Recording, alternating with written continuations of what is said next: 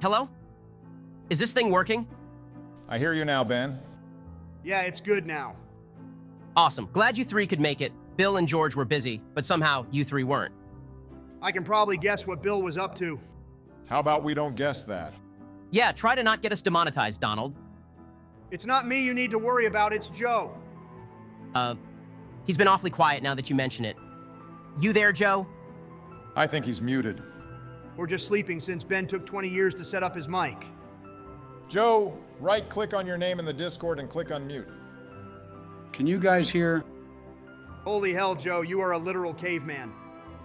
Hold on, I think I got it. You gotta... Turn on your face cam, Grandpa.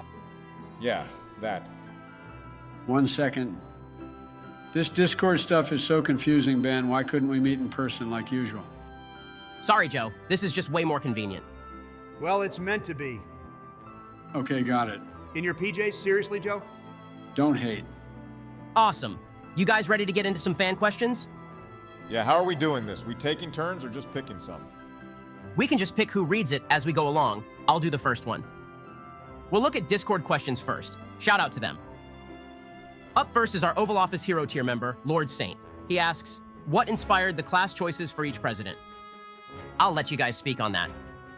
Originally, my choice was just going to be for a joke, but it did actually grow on me the more I looked into it. I wanted to have a more tragic backstory for my character, and it seemed like a rogue fits that kind of character way better than some other classes I considered like wizard and even warlock. For my class, this D&D stuff is pretty new to me, so I kind of wanted to go with the most effective but simple build I could. I did also consider a ranger, but I wanted my guy to be more full of himself, which is the kind of energy a fighter gives off rather than some sissy with a bow. No offense, Barack. I hate you. Well, I'm not new to D&D, so I wasn't afraid to go a bit silly with my character. I was considering 2 builds for this campaign, but decided to go with a wild magic sorcerer because of all the random stuff you can make happen. That's why Ben and I made some homebrew rules to increase the amount of time my wild magic would go off. Plus, it fits into my background. Maybe one day I'll showcase the other character I had in mind. Maybe in our next campaign. Well, we all know why Bill is a paladin, since the NPC Sildar is a paladin in the book. I do, however, know George's reasoning as well for his character. He wanted to play a more supporting role for the campaign, which is why he also considered playing a cleric for a bit. We instead found a way to weave his druid backstory into the campaign better. You'll all see his backstory along with the others unfolding much more as we progress. Lord Saint also left a suggestion in our Discord, which was to potentially play Call of Cthulhu around Halloween. Oh, that would be fun. We've had a few comments for the Q&A as well as throughout our campaign also asking for Call of Cthulhu. I'll be honest, I'm not too sure how it's played, but I plan to look into it soon. If college isn't slamming our editor with work around that time, we could definitely give it a shot. Next up is Mitch from our Discord. He asks, would you recommend someone starting a YouTube channel like what you've done? What are things you've learned that you wish you knew before starting? And what has been an amazing experience on this journey? I would absolutely recommend you to get into content creation if you feel inspired enough. Our editor began making these videos one random night in February of this year and has not regretted it for a second. Keep in mind, these videos aren't free to make, though they possibly could be. We currently use the creator tier of 11 Labs, and many AI picture generating sites also cost some money, unless you want to make a bunch of different emails. Thankfully, donations from you guys, monetization, and our members help even out most of these costs. So once again, thank you guys. Now, what have we learned? We would have wished we would know how supportive people would be to our growing channel. We held back on making videos for a while in fear of criticism. Don't let that stop you, especially in the AI content field where many of us are in group chats with each other and the community is super supportive. I would say the community has also been the best part of doing all this. It's always nice to talk to you guys who enjoy this kind of content, and doing this has also opened up a love for storytelling for us all. Next up is Al from the Discord, who asks, once the D&D campaign is over, what kind of new campaigns will there be? We've had a few others also ask this kind of question, such as Shogun Plasma. We have not yet decided on a next campaign, but we do have some we feel have good potential. Out of the Abyss seems awesome and is for levels 1 to 15. Tomb of Annihilation also looks really good and is from levels 1 to 11. And of course we have considered Curse of Strahd, which is levels 1 to 10. None of these are set in stone though, and we are also looking into campaigns to continue the adventure for characters after this campaign. Imagine old Yorkis in Waterdeep. If you want to recommend any campaigns, make sure to hop into our Discord where we can all discuss it. All right, next up is Jacques from our Discord who asks, would you be willing to start a Star Wars 5th edition campaign? Same as Call of Cthulhu, we would definitely consider doing it since Star Wars kicks ass. Only once we read more about it though. It would likely be further down the line.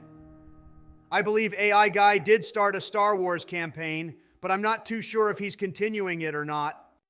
Jacques also asked if we would consider running a D&D campaign over Discord, with subscribers who joined the Discord being the players.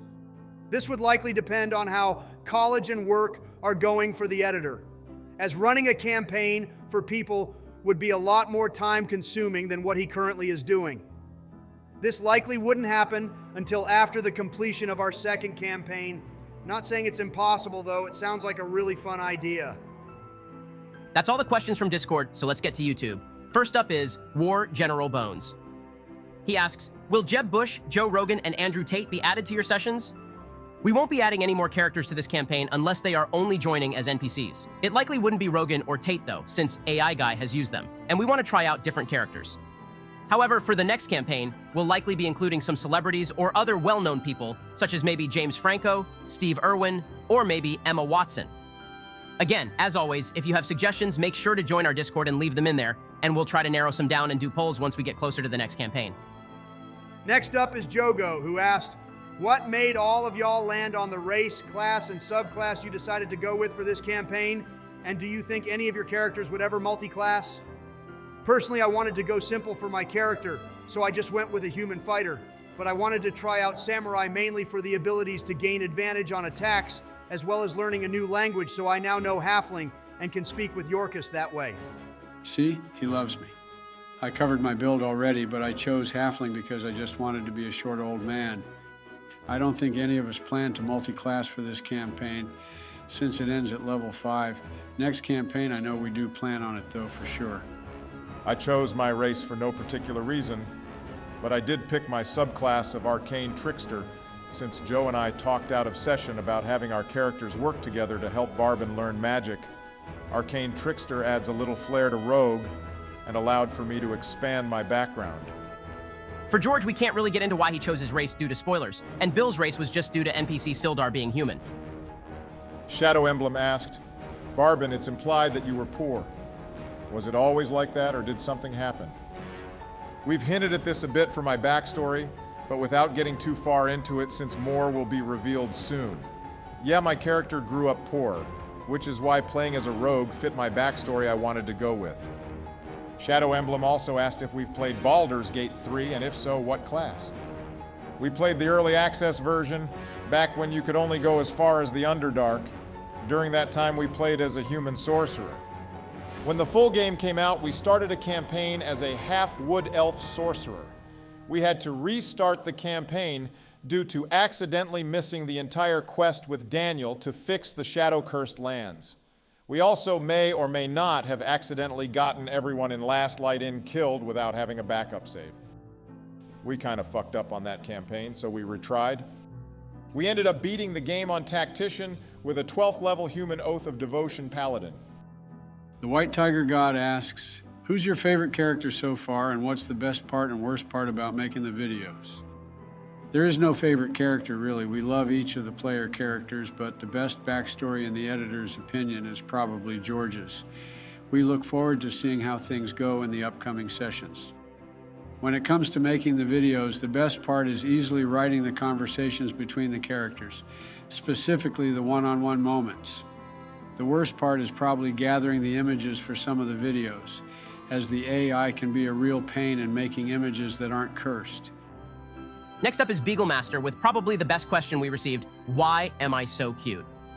I appreciate the compliment, but my wife, who is a... Shut up, Ben. We know she's a doctor, and we know you picked this one just to look cool. That's just not true. That's cap. Pick another one. We have a set of questions from Agent Fancy, Muslim GigaChad, and Melkatron. Make sure to go pay Melkatron's channel a visit.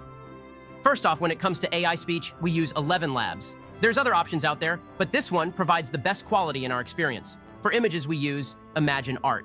There's lots of options and styles to customize what your generated pictures look like. For editing, we use DaVinci Resolve. No specific reason why, other than it is free and was the first software we used when starting out back in February this year. We're new to editing still, so we don't use anything too advanced, but DaVinci definitely gets the job done for videos like ours.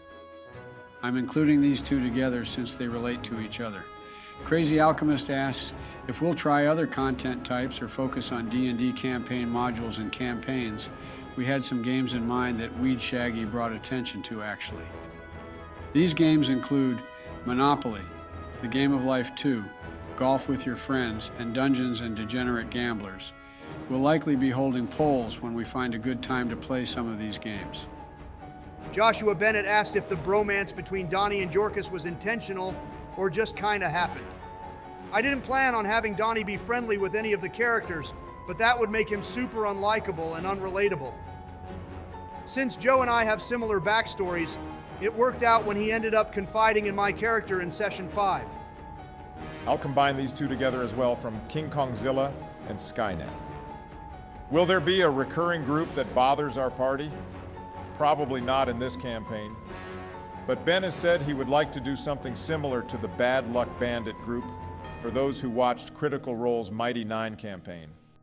And as for getting a companion, likely not in this campaign either, but if Barbin lives, I'd love to give him a pet cat if I use him in our next one.